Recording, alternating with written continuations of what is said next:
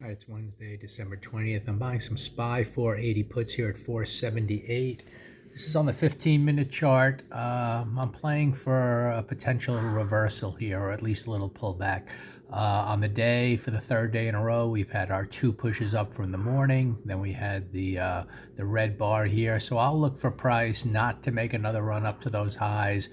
We see some stops here that could be taken out. We could get a little bit of a flushing action to the downside. On the daily chart at the moment, we're not anywhere near failing on the day. That's going to have to take place if we end up with a shooter bar, or if we come down very strong and take out, the low of the day. That'll get to the halfway point of that bar and maybe get an outside day to the downside if things really get negative. I'm not necessarily expecting that, but I do think there'll be enough of a potential pullback here with the potential for red action into this gap down here to set up a nice short-term trade. And then we'll kind of watch 15-minute price action and see if any kind of failure begins to develop here. Again, it's a little aggressive in the sense that the trend's been up, but we have broadened out here in the last 30 days over that bar.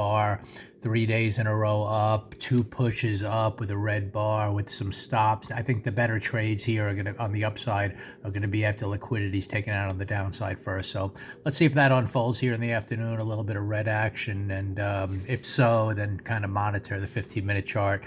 See if, I see a big gap in here to be filled. I see some stops down here. So we'll see if, again, just based on the 1-2 pushes up that I always look for, it was a good morning trade. But now let's just see if something to the downside unfolds before the day's over.